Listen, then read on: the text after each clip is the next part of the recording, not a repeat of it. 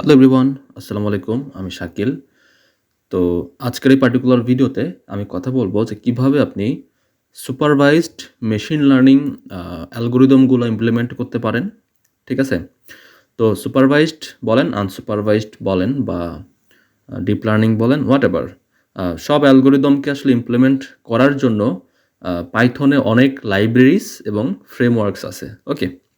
তো আমরা যদি লাইব্রেরি ইউজ করি এতে কোনো ক্ষতি নাই। কারণ আপনি যদি বুঝে লাইব্রেরি ইউজ করতে পারেন এবং ওর প্যারামিটারগুলো ঠিকঠাক করে সেটআপ করতে পারেন, তাহলে আপনি খুব ভালো পারফরম্যান্স আপনি লাইব্রেরি ইউজ করেই আপনি পাবেন। সো আল্টিমেটলি অ্যালগরিদম হচ্ছে ফিক্সড, বাট লাইব্রেরি আপনাকে যে সুবিধাটা দিচ্ছে সেটা হচ্ছে জাস্ট আপনি এপিআই কল করে আপনি এই কোডটা আসলে লেখাই আছে, জাস্ট আপনি সেটা ইউজ করে আপনি কাজ করতেছেন। তার মানে আপনার কি কোডিংয়ের কাজটা আপনার জন্য সহজ হয়ে গেছে। তো মেশিন লার্নিংয়ের কাজগুলা যদি আমরা সবগুলোই একদম স্ক্র্যাচ থেকে মানে একদম জিরো থেকে প্রত্যেকটা জিনিস ইমপ্লিমেন্ট করতে যাই বা প্রতিটা অ্যালগরিদম আমরা ইমপ্লিমেন্ট করতে যাই, তাহলে সেটা আমাদের জন্য খুবই কষ্টকর হয়ে যাবে এবং ডেটা সেটের উপর বেচ করে যে বিভিন্ন টাইপের কাজগুলো আমাদের করতে হয়, পারফর্ম করতে হয়, সেটা কিছু সময় আসলে বিগিনারদের জন্য একদম অসম্ভব হয়ে যাবে। তো এই লাইব্রেরিগুলো আমাদের এই সুবিধাটা দেয়। আমরা খুব ইজিলি আমরা এই এপিআইগুলা ইউজ করে কাজ করতে পারি। ঠিক আছে? তো দেখেন, আ আসলে সুপারভাইজড মেশিন লার্নিং কাকে বলে? এটা তো আমরা অলরেডি জানি, আমি কথা বলছি। তো এর মধ্যে ক্লাসিফিকেশন আছে, রিগ্রেশন আছে, তাই না? তো ক্লাসিফিকেশন, রিগ্রেশন সবই তো সুপারভাইজড। তো সুপারভাইজড অ্যালগরিদমগুলো আসলে আমরা যদি ইমপ্লিমেন্ট করতে চাই, সেক্ষেত্রে আমাদের আ কিছু পাইথনের লাইব্রেরিজ আছে, সেই লাইব্রেরিজগুলোর হেল্প নিয়ে আমরা করতে পারি। যেমন সবথেকে যদি আপনি আ ফেমাস একটা লাইব্রেরির কথা বলেন, সেটা হচ্ছে scikit-learn, ঠিক আছে? এই scikit-learn লাইব্রেরিটা হচ্ছে মেশিন লার্নিংয়ের জন্য আসলে সবথেকে ফেমাস একটা লাইব্রেরি। কারণ মেশিন লার্নিংয়ে আমরা যে ধরনের অ্যালগরিদম নিয়ে কাজ করি, অলমোস্ট সব অ্যালগরিদমগুলোই আসলে scikit-learn এর মধ্যে আপনি পাবেন। ঠিক আছে? তো সাপোজ যেকোনো একটা রিগ্রেশন অ্যালগরিদম আপনি যদি ইমপ্লিমেন্ট করতে চান, তাহলে প্রতিটা ম্যাথমেটিক্স আপনাকে ধরে পাইথন দিয়ে ইমপ্লিমেন্ট করা লাগতো বা করা লাগবে যদি আপনি scikit-learn ইউজ না করেন। আর scikit-learn যদি আপনি ইউজ করেন, তাহলে আপনার সবকিছু একদম স্ক্র্যাচ থেকে র কোড লিখতে হবে না। আপনি জাস্ট scikit-learn এর যে ক্লাসগুলো আছে, সেই ক্লাসগুলো নিয়ে আপনি কাজ করতে পারবেন। কারণ ওর ব্যাকএন্ডে আসলে সেই কোডগুলো সব লেখাই আছে। ওকে? জাস্ট আপনি বুঝে আপনি কাজ করবেন। তো এর মানে এটা না যে আপনি জাস্ট লাইব্রেরিটা লাইব্রেরি থেকে ক্লাসটা ইম্পোর্ট করলেন আর আপনি জাস্ট কাজ করে ফেললেন। এর মানে এটা না। কারণ এখানে দেয়ার আর সো মেনি হাইপার প্যারামিটার আছে। তো কোন সিচুয়েশনে আপনি কোন হাইপার প্যারামিটারকে ফিক্সড করবেন, কিভাবে ফিক্সড করবেন, this is very important. So that's why আপনাকে ম্যাথমেটিক্সগুলো আসলে খুব ভালোভাবে বুঝতে হবে। ঠিক আছে? ম্যাথমেটিক্যাল টার্মগুলো যদি না বুঝেন, তাহলে ডিফল্ট প্যারামিটার নিয়ে অলওয়েজ আপনি যদি কাজ করেন, সেক্ষেত্রে আপনি সবসময় ভালো পারফরম্যান্স পাবেন না।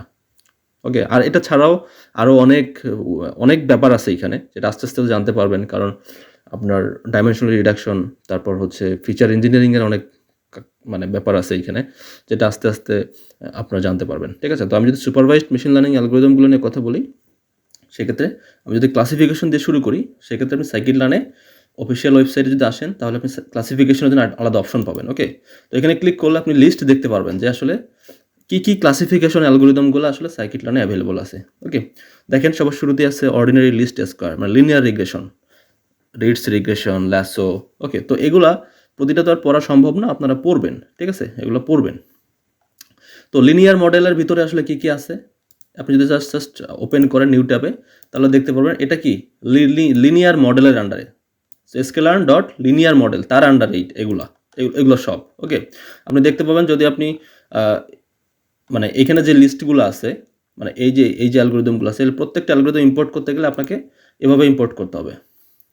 From Sklearn dot linear model import something, মানে আপনার অ্যালগরিদমের নাম। ঠিক আছে? এভাবে আপনাকে আসলে ইম্পোর্ট করতে হবে। তো আপনি যদি একটু নিচের দিকে নামেন, তাহলে প্রত্যেকটার এক্সাম্পলই আসলে আপনি এখানে দেখতে পাবেন। তো এগুলো আমরা স্টেপ বাই স্টেপ দেখব। তো সেটা নিয়ে ওরিড হওয়ার কিছু নাই। জাস্ট আমি এটাই বলতেছি যে আপনারা যদি সুপারভাইজড নিয়ে ডিটেলস জানতে চান, তাহলে এটা পড়ে দেখবেন। ঠিক আছে? কি অ্যাভেলেবল আছে। এখানে লিনিয়ার মডেলের আন্ডারে কি আছে, তারপর আদার্স ক্লাসিফিকেশন, তার আন্ডারে আসলে কি আছে, মানে সুপারভাইজডের। কারণ সুপারভাইজডে তো অ্যালগরিদমের শেষ নাই, অনেক অ্যালগরিদম আছে সুপারভাইজড, এবং প্রতিটা অ্যালগরিদমের ভিতরে আবার ক্লাসিফিকেশনও আছে, রিগ্রেশনও আছে, এরকমও অনেক অ্যালগরিদম আছে। তারপর এনসেম্বল আছে, এনসেম্বলের ভিতরেও আপনার রিগ্রেশন আছে, ক্লাসিফিকেশন আছে। হ্যাঁ? তো এনসেম্পলের আবার অনেক ভ্যারাইটিস আছে, এগুলো নিয়ে আমরা আস্তে আস্তে জানবো। ওকে, তো এগুলো আসলে অ্যাভেলেবল সাইকিট-লার্নের সুপারভাইজডের মধ্যে, এগুলো আসলে অ্যাভেলেবল। হ্যাঁ, এগুলো সব কিছু আসলে অ্যাভেলেবল, আপনারা এটা দেখবেন। আমরা এগুলো এখান থেকে আসলে ক্লাস নিয়ে নিয়ে কাজ করব, ঠিক আছে? তো এটা গেল হচ্ছে সাইকিট-লার্নের কী বলবো, সাইকিট-লার্নের আমরা ক্লাসিফিকেশনের কথা বললাম। এবার যদি আমরা রিগ্রেশনে আসি, রিগ্রেশনে কি আছে? রিগ্রেশনের মধ্যেও মানে ব্যাপারগুলো হয়েছে এরকম যে আসলে ক্লাসিফিকেশন আর রিগ্রেশন দুইটাই কিন্তু সুপারভাইজড, ঠিক আছে? তো আপনি যদি ফর এক্সাম্পল একটা সাপোজ কে নেন, হ্যাঁ, নিয়ারেস্ট নেইবার্স, এখানে যদি আপনি আসেন, তো কে নিয়ারেস্ট নেইবার্সের মধ্যে কিন্তু ক্লাসিফায়ারও আছে, রিগ্রেশনও আছে। সাপোর্ট ভেক্টর মেশিন ক্লাসিফায়ারও আছে, রিগ্রেশনও আছে। আমি যদি একটু ওপেন করি, দেখেন, জাস্ট ক্লাসিফিকেশনটা ওপেন করলাম, আবার রিগ্রেশনটা ওপেন করলাম, এই যে দেখেন। যদি আপনি ক্লাসিফিকেশন নিয়ে কাজ করেন, তাহলে আপনার এসবিএম ক্লাসিফায়ার আপনাকে ইম্পোর্ট করতে হবে। একটা যদি আমরা এক্সাম্পল দেখি এখানে, এই যে দেখেন, এসবিএম ডট, এই যে লিনিয়ার এসবিসি মানে কি, সাপোর্ট ভেক্টর ক্লাসিফায়ার, এটা হচ্ছে কি ক্লাসিফায়ার। আর যদি রিগ্রেশন হইতো, রিগ্রেশন হলে কী হতো জানেন, সাপোর্ট ভেক্টর রিগ্রেসর, ঠিক আছে, এসবিআর। সো এটা হচ্ছে এসবিসি, সাপোর্ট ভেক্টর ক্লাসিফায়ার। আর যদি রিগ্রেশন হইতো তাহলে এসবিআর হইতো। আমি যদি রিগ্রেশনের নিচের দিকে যাই একটু, এই যে দেখেন এসবিআর, এটা হচ্ছে কি রিগ্রেশনের জন্য। তার মানে কি একই অ্যালগরিদম, বাট ওটা রিগ্রেশনের জন্য আপনি ইউজ করতে পারবেন এবং ক্লাসিফিকেশনের জন্য আপনি ইউজ করতে পারবেন। এবং নট অনলি দ্যাট, এখানে আরও অনেক ব্যাপার আছে, যেমন কার্নেল, অনেক টাইপের কার্নেলের ব্যাপার আছে এখানে। এগুলো তো এখন বিগিনার অবস্থায় আসলে এইভাবে বললে আপনারা হয়তো বুঝতে কষ্ট হয়ে যাবে। তো যখন যে টপিক আসবে তখন সেই টপিক নিয়ে কথা বললে আমার মনে হয় ভালো হবে। জাস্ট এতটুকু বুঝবেন এখন যে সাইকিট-লার্ন আসলে খুবই ভালো একটা লাইব্রেরি, এবং সেখানে আমরা সাইকিট-লার্ন ইউজ করে আমরা মেশিন লার্নিংয়ের কাজগুলো খুব সহজেই করতে পারি, ঠিক আছে? এটা গেল। এবং আমরা সুপারভাইজড লার্নিংয়ের কাজ করার জন্য আরেকটা লাইব্রেরিজ আছে, সেটা হচ্ছে পাইক্যারেট, ঠিক আছে? তো পাইক্যারেট অনেক জনপ্রিয় লাইব্রেরি, ডে বাই ডে আরও জনপ্রিয় হচ্ছে। এর কারণ হচ্ছে কি, এটা এখানে পাইক্যারেট নিয়ে কাজ করতে গেলে আপনাকে কোড কম লিখতে হবে আরও, ঠিক আছে? এখানে অনেক কিছু আসলে অটোমেটেড মানে করে দেয়া, মানে কম কোড লিখে আপনি কাজ করতে পারবেন। এবং এর ভিতরেও আসলে আপনার ক্লাসিফিকেশন এবং রিগ্রেশন দুই ধরনের ফ্যাসিলিটিসই আপনি পাবেন, বা দুই ধরনের অ্যালগরিদমগুলো এখানেও আসলে ওরা লিখে রাখছে বা তৈরি করে রাখছে, আপনি চাইলে এটা নিয়ে ইউজ করতে পারবেন, ঠিক আছে? তো পাইক্যারেট নিয়ে আপনারা কাজ করতে পারেন। এখানে regression, classification both available, time series both, সব কিছুই অ্যাভেলেবল এখানে। দেন এটা ছাড়াও আরেকটা লাইব্রেরিজ আছে, মেশিন লার্নিং টুলকিট, মিল্ক। তো এই মিল্কের ভিতরে আপনার এটা মূলত এটা অতটা ব্রড না, যেমন পাইক্যারেটের তুলনায় এটা আরও অনেক ছোট বা কম ফ্যাসিলিটিস আপনি এখানে পাবেন। সবথেকে বেশি ফ্যাসিলিটিস পাবেন আপনি সাইকিট-লার্নে, ঠিক আছে?